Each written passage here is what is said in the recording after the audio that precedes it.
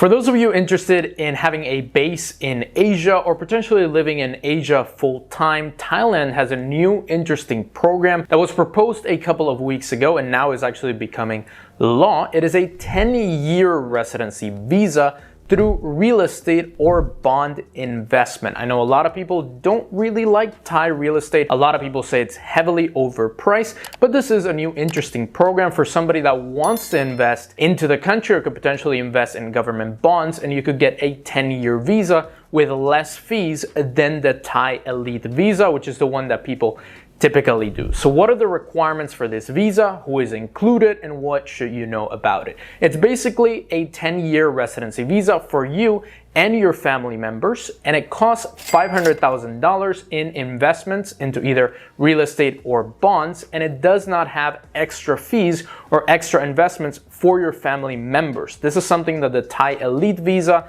and this new residency visa differ, that the Thai Elite, it's about, let's say, $25,000 to $30,000 for a 10-year period of this visa. It's a 5-year visa, renewable again for 5 other years. So $25,000 and $30,000, between that range, depending on what level you choose, how high priority you want to be in terms of Thai Elite Visa. But for the family or the dependents, is extra charge per family member or for a couple of family members. In this case, it wouldn't need any extra investment. There are going to be some fees, but they're going to be drastically lower than the Thai Elite Visa. The price of the real estate or the bond investment is $500,000, and you need to show that you make about $80,000 every single year in income. Now, you can buy multiple properties. This is what the cabinet has proposed. I'm not entirely sure yet because they haven't really put out the complete rules about this new visa and this new program, but I assume that you can buy multiple properties. If you're interested in buying a property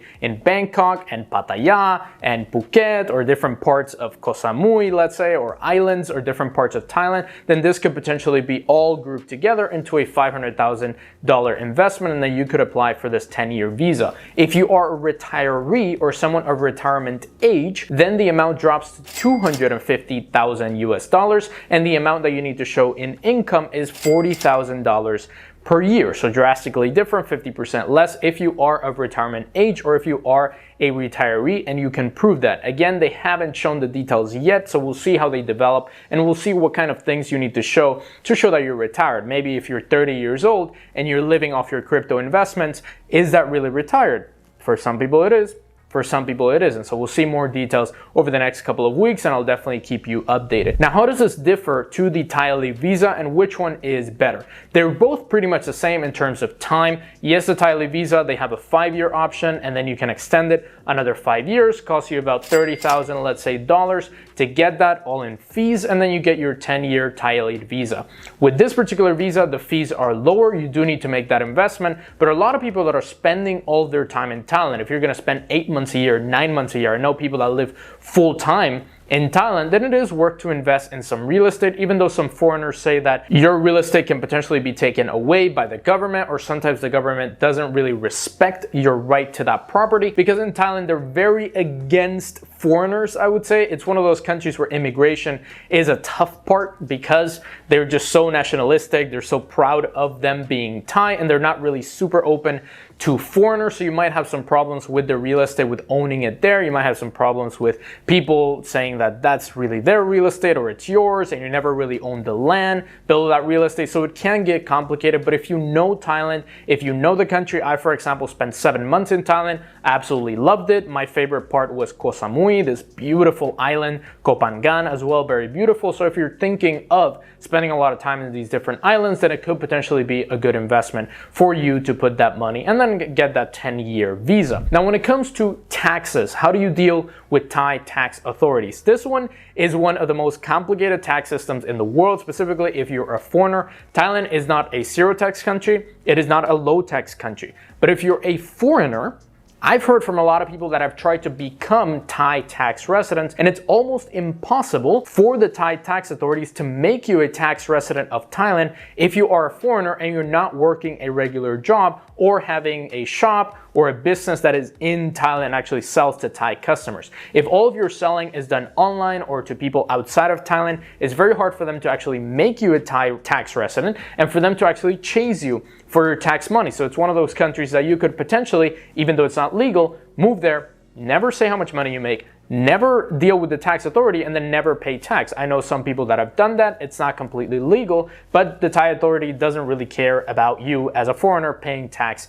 to their country. Also, another loophole is that foreign earned income in Thailand, if you're a tax resident, Thailand has a territorial-based tax system where if you live 180 days or more per year, then you're a Thai tax resident. But money made outside of Thailand that is not remitted into a Thai bank account is tax-free. Let's say that you make $100,000 from helping clients in the United States and you're living in Thailand, and then you take the $100,000 and you just keep it in your US bank account or in your UAE bank account or whatever other bank account, you never actually send it to your Thai bank account, then it's not liable for Thai taxes. This is something that, again, a lot of people do. They live in Thailand, they have a US bank account, they have a UK bank account, Canada bank account. Obviously, if you're gonna go live in Thailand and leave your high tax country, make sure that you cut your ties with that country. If you're coming from Canada, you go to Thailand and you spend 3 years in Thailand, Canada might say, hey, you never cut your ties with Canada, so for the last 3 years, you need to pay taxes. So be extremely careful with your home country as well.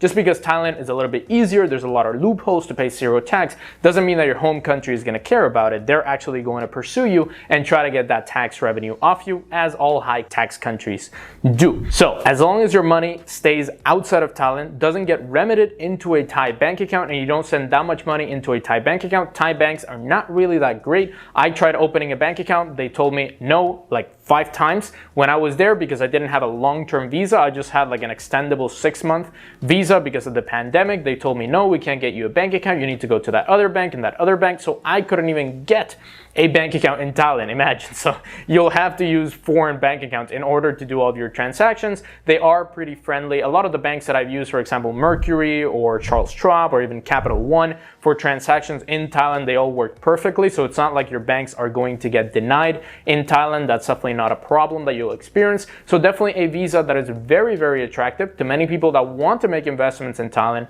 want to spend a lot of time there, want to have a base in Thailand without doing the Thai Elite Visa, or maybe the Thai Elite Visa becomes more expensive later on and you just want to make an investment that you could potentially recoup later. You could buy in Bangkok. The market is pretty liquid, even though prices are overpriced and foreigners typically pay more money for those properties. You could still get a good deal on a property in Bangkok. Thailand has mentioned that they want to attract up to 1 million wealthy individuals. They're basically calling this the Wealthy Global Citizen Visa that you can apply for. They're really going after wealthy people, trying to increase the amount of revenue in the country because they've lost a ton of money because of the pandemic and their tourism dying out. So definitely a visa that is very interesting for people of wealth just like you that want to spend time in Thailand. If you want help with this process, I actually made contacts in Thailand that could help you actually apply for this visa once it's a little bit more solidified by the government, or if you're interested in the Thai Elite Visa or any other residence permit all over the world. If you're interested in lowering your taxes, getting a second citizenship,